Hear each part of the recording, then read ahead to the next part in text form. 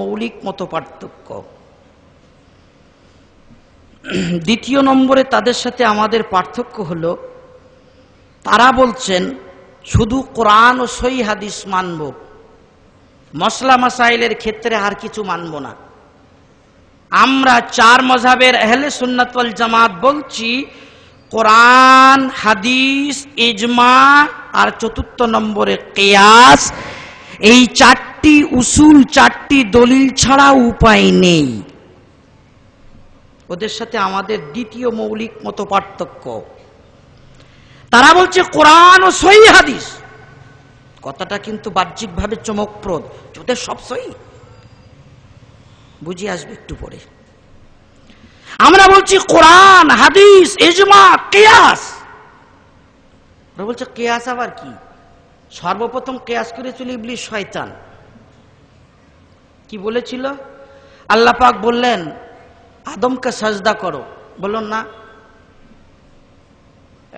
এ আজাজিল, আমি আল্লাহ আদেশ করলাম তবু সাজদা করলে না কেন? বলে আল্লাহ খালাকতানি মিন নার খালাকতাহু মিন তিন, আদমকে তৈরি করেছেন মাটি থেকে, আর মাটির ধর্ম নিচে আসা, অর্ধগামী হওয়া, যতই উপরে ছোড়া হয় নিচে আসে। আর আমাকে তৈরি করলেন আগুন দ্বারা, আগুনের ধর্ম ঊর্ধ্বগামী হওয়া, রান্নাঘরে নিচে আগুন জ্বালানো হচ্ছে, উপরে চলে যাচ্ছে। তা আমি যখন আগুনের তৈরি, আপনি আমাকে একটা উল্টো কাজের আদেশ করলেন, আমাকে সাজদা করতে বললেন, সাজদা করা মানে নিচে আসা, আগুন উপরে যাবে, তোকে নিচে আসতে বলছেন, উল্টো হয়ে যাচ্ছে, তো কিয়াস খেলাফ হয়ে যাচ্ছে, যুক্তির খেলাফ হচ্ছে, সুতরাং আমি করব না। আল্লাহ বলেন আরে কিয়াস অনুযায়ী হবে, ক্যাশে খাটবে, যুক্তির অনুযায়ী হবে, তবে মানবে, নতে মানবে না। না, আল্লাহ বলেন ফখরুজ ফাইন্নাকা রাজিম, বাড়ো, দরবার ইলাহি থেকে বাড়ো, অনন্তকালের জন্য তুমি বিতাড়িত। আল্লাহ বার করে দিলেন। আহলে হাদিস ভাইরা বলছে সর্বপ্রথম কিয়াস করেছিল ইবলিস শয়তান, আর এই হানাফিরাও কিয়াস করে। কথাটা কিন্তু বাহ্যিকভাবে চমকপ্রদ, কিন্তু মনে রাখবেন চকচক করলেই শোনা হয় না। ইমামে আজম আবু হানিফা রাহমাতুল্লাহ আলাইহি বলেছিলেন, যদি আমি কিয়াস করে নিজের মস্তিষ্ক প্রসূত মসলা মাসাইল বলতাম, তাহলে বাপের জমি জায়গায় মেয়ের অংশ দিতাম বেশি, ছেলের অংশ দিতাম কম। ছেলে খেটে খেতে পারবে, মজদুরি করার জন্য বাড়ির বাইরে বার হতে পারবে, কিন্তু মেয়ে পর্দায় থাকবে। এক বাপের সন্তান ছেলে আর মেয়ে, মেয়ের অংশটা বেশি হওয়া চাই, ছেলের অংশটা কম হোক, অসুবিধা নেই। ইমামে আজম আবু হানিফা বলছেন, যদি আমি বিবেক প্রসূত মশলা বলতাম তাহলে ফতোয়া এটাই দিতাম, তবে আল কোরআন বলছে লিযযাকারি মিসলু হাজ্জিল উনসায়াইন, ছেলে যদি পায় 2 টাকা, মেয়ে পাবে 1 টাকা, মেয়ে যদি পায় 2 টাকা, ছেলে পাবে 4 টাকা। তাহলে ছেলের ডবল, মেয়ের কম, এটা আল কোরআনের বিধান, যুক্তি চলে না। তাহলে হাদিস ভাইরা যে কথা বলছেন যে সর্বপ্রথম কিয়াস করেছিল ইবলিস শয়তান, আমরা তাদেরকে বলি ভাই আসুন একটু কাঠগোড়ায় হাজির হয়ে যান তো। ঘড়ি পড়তে চাইছি হাতে, ডান হাতে পড়বো না বাম হাতে? ঘড়ির ডায়াল নিচে রাখবো না উপরে রাখবো? হুজুর আল্লাহর হাবিবের জামানায় তো ঘড়ি ছিল না, ঘড়ির সমাধান চাইছেন। আমি তাহলে বলবো, যদি ঘড়ির সমাধান পেশ না করতে পারেন তাহলে মানতেই হবে যে আপনার ইসলাম, আপনার কোরআন ও হাদিস উটের যুগের। পক্ষান্তরে 4 মাযহাবের মানুষের বিশ্বাস যে কোরআন ও হাদিস যেমন উটের যুগের ছিল, তেমন আজ রকেটের যুগে, বরং কিয়ামতের সকাল পর্যন্ত কোরআন ও হাদিস সমস্ত মসলার সমাধান। বলেন সুবহানাল্লাহ।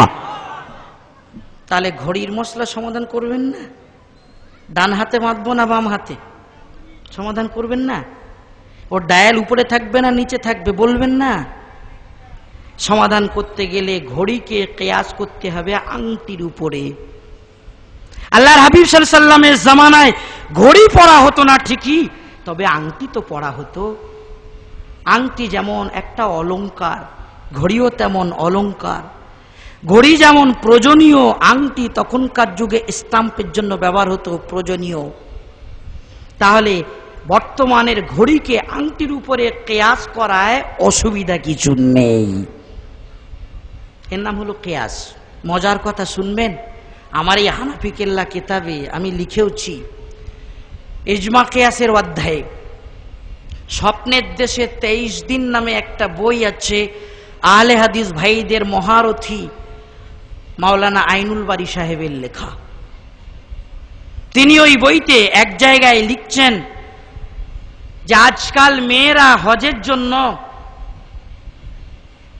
মাসিক নিরোধক বড়ি ব্যবহার করছে, হজে যাবে, হজের আমলগুলো সঠিকভাবে করার জন্য মাসিক নিরোধক মেন্স কন্ট্রোলের জন্য বড়ি ব্যবহার করছে। জায়েজ হবে না? হবে না। রমজান মাসে সবাই রোজায় আছে, সেই সময় যদি রোজায় থাকি তো সহজ, পরে আলাদাভাবে রোজা রাখা একটা কঠিন ব্যাপার। একটা বড়ি ব্যবহার করলো, তাতে মেন্সটা পিছিয়ে গেল 1 মাসের মতো, রমজানের রোজাগুলো সুষ্ঠুভাবে রেখে দিতে পারলো। জায়েজ না? না জায়েজ? আইনুল বারী সাহেব এই মসলাটা বলার সময় আরবের সবথেকে বড় মুফতি আব্দুল্লাহ বিন বাজের রায় তার ব্যক্তিগত কথার ফতোয়াটা নকল করে চলে গেছেন। না কোরআনের কোনো আয়াত, না লক্ষ লক্ষ হাদিসের কোনো হাদিস। অবাক কাণ্ড। আমি বুঝলাম তাহলে এরাও মানে যে হজের জন্য রমজানের রোজা নির্বিঘ্নে পালন করার জন্য মাসিক নিরোধক বড়ি ব্যবহার করা যাবে না? যাবে না। এটা আধুনিক ব্যাপার। এর জন্য আল কোরআনের কোথায়ও বা সহিহ হাদিসের কোথায়ও আমরা মশলার সমাধান পাবো না। সমাধান নিতে গেলে আরবের বড় মুফতির কাছে ভিক্ষার থলি নিয়ে যেতে হচ্ছে। আমরা এটাই তো বলতে চাচ্ছি। আরবের বড় মুফতির কাছে যখন যাচ্ছেন, 4 ইমামের কোন ইমামের দরবারে ভিক্ষার থলি নিয়ে যেতে লজ্জা লাগে কেন? একটা দুটো নয়, কোটি কোটি মশলা আজ উম্মতের সামনে এমন হাজির হয়েছে যেগুলো কোরআনে পাবেন না, হাদিসে পাবেন না। 4 ইমামের দরবারে সেগুলো সমাধান করতে হবে। যদি ইমাম না মানে তাহলে তার কোনো সমাধান খুঁজে পাবেন না। এরা বলে যদি কোরআনে না থাকে, হাদিসে না থাকে, তাহলে 4 ইমাম আনলো কোত্থেকে? এও আবার এক প্রশ্ন। ভালো করে মনে রাখবেন, এই আহলে হাদিস ভাইদের একটা মেজাজ হচ্ছে শুধু প্রশ্ন করা। এখন প্রশ্ন করা সহজ, জবাব দেওয়া কঠিন। আমি প্রশ্ন করছি, আচ্ছা জমিন নিচে আকাশ উপরে কেন? আচ্ছা সবাই এক রকমের চলে, কিন্তু টিকটিকি ছাদের উপরে পা উপরে দিয়ে মাথা নিচু করে চলে। বাদুড় থাকার সময় পা উপরে মাথা নিচু করে রে, ব্যাপারটা কি কেন? প্রশ্ন করলাম। সহজ না কঠিন প্রশ্ন? সহজ। উত্তর দেওয়া কি অত সহজ হবে? চটাং করে আপনাদের প্রশ্ন করল, আরে আপনারা যে এই দোয়া কুনুত পড়ছেন, আল্লাহুম্মা ইন্না নাস্তাঈনুকা, এই দোয়া কুনুত কোথায় লেখা আছে? কোন হাদিসের কিতাব? আপনারা সবাই কি মুহাদ্দিস? বলতে পারবেন? পরেশান, হে আল্লাহু আকবার, আমাদের দোয়া কুনুত কোথায়? এই আমরা নাভির নিচে হাত মারছি কোথায়? এই আমরা কান পর্যন্ত হাত তুললাম কোথায়? আরে ভাই, বলে তোমাদের এই যে নামাজ শিক্ষাগুলো শুধু এই মশলা, এ কোনো দলিল দালের হাদিস কিছু দিতে লেখা নেই। এই করলেই হবে, এই করলেই হবে, এই করলেই হবে, মশলাগুলো লেখা আছে, কোরআনের কোনো আয়াত বা কোনো হাদিস কিছু লেখা নেই। প্রশ্ন করে দিলে মানতে হবে কোরআন ও হাদিস। বললেই আবু হানিফা বললেই মানা হয়ে যাবে। আরে ভাই, ইমাম আজম আবু হানিফা রাহমাতুল্লাহ আলাইহি তিনি কোরআন হাদিসের বাইরে কিছু বলতেন না। বলুন সুবহানাল্লাহ। এই মশলার দলিল কি, সেই মশলার দলিল কি, হাত কেন নিচে বাঁধা হয়? এই ধরনের সমাধানগুলো চাইতে গেলে আপনাদের সেই ধরনের মানুষের কাছে যাইতে হবে যারা ব্যারিস্টার, যারা মাযহাব বিশেষজ্ঞ, যারা মুহাদ্দিসিন, যারা মুফাসসিরিন, যারা ফুকাহা, যারা এইসব বিষয়ে পাণ্ডিত্য রাখেন, তাদের কাছে গেলে তারা বলে দেবেন এই মশলার দলিল এই মশলা এই হাদিস থেকে এসেছে, এই হাদিস থেকে এই মশলাটা বার হচ্ছে, তারা বলে দেবেন। আমার গ্রামের নিরীহ সাধারণ মোমেন মুসলমান যার কাছে একটা নামাজ শিক্ষা অতি কষ্টে পৌঁছাতে পারলাম, তাকে জিজ্ঞাসা করছো এর দলিল তার দলিল, অমুকের দলিল তার দলিল। হ্যাঁ, দলিল আর দলিল খুঁজে পাচ্ছে। আরে দলিল খুঁজছো, দখল টাকা তা তো দেখলে না। জমির দলিল আর জমির দখল আলাদা না। দলিল বগলে নিয়ে ঘুরে বেড়ালেই হবে, দখল নিতে হবে। মধ্য মানুষ যদি হও, এসব ভিড়ে বাহাসের মোনাজারার চ্যালেঞ্জ কবুল করো। স্টেজে স্টেজে লেখনির মাধ্যমে আমরা চ্যালেঞ্জ করে যাই, শিয়ালের মতো গর্তে কেন লুকিয়ে আলোচনা করুন। আপনাদের উলামারা হিম্মত করেছিলেন দিনাজপুরের বুকে গত বছর, তারা হিম্মত করেছিলেন আসামের চৌধুরী বাজারে পাস করার। তাদের যে উচিত শিক্ষা আমরা দিয়েছি, তারপরে আর বাসের মোনাজারার নামটা তারা উচ্চারণ করতে সাহস পাচ্ছে না।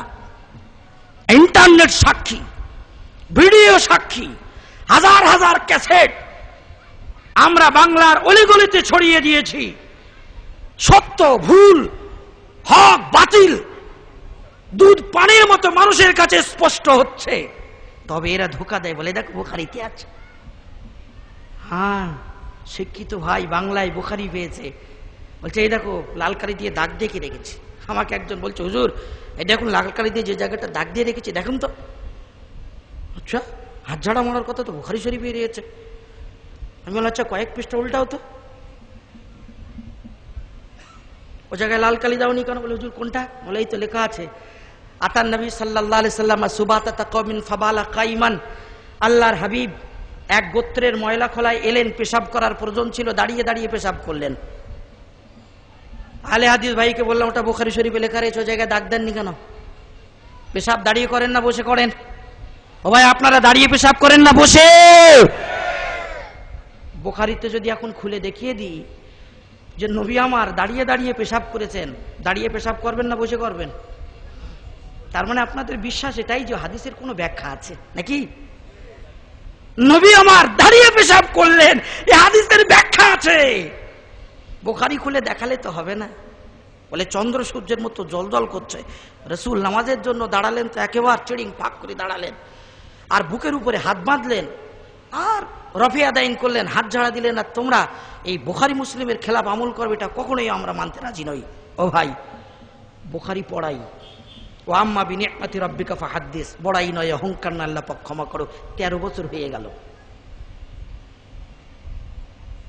এই আলে হাদিসদের ভ্রান্ত মতবাদের বিরুদ্ধে আমরা যে আন্দোলন গড়ে তুলেছি, এই আন্দোলনের পথিকৃৎ হযরত আল্লামা আজিজুল হক কাসেমী সাহেব গোটা জীবন হাদিস গবেষণা করে, হাদিস পড়াতে পড়াতে, বুখারী মুসলিম পড়িয়ে যার 72+ জীবন কেটে গেল।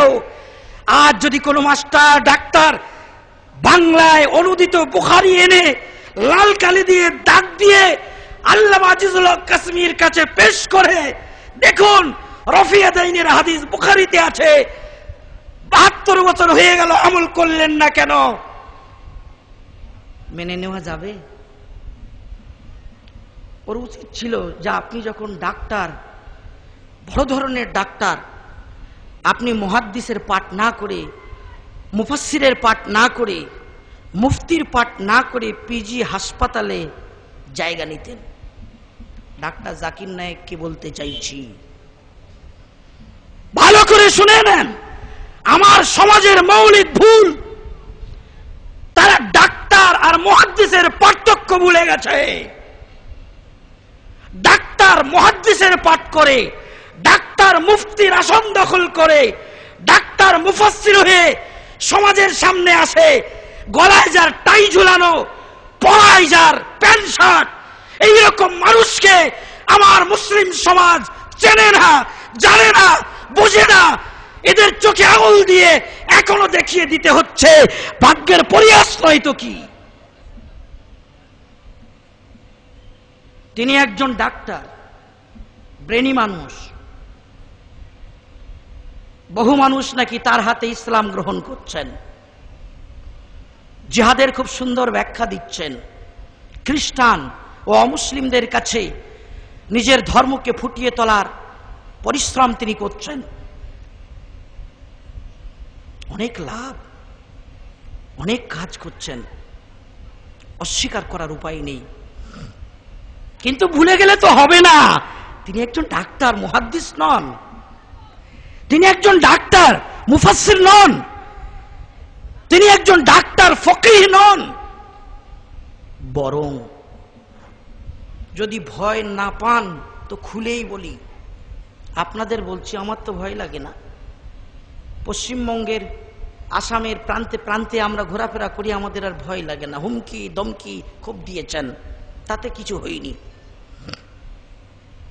ভাইয়েরা ফোনে বহুত হুমকি ধমকি দিয়েছেন, আমি তাদের হুমকি ধমকির একটাই জবাব দিয়েছি, আমার মায়ের 6 সন্তান, আমরা বাপের 6টা ছেলে,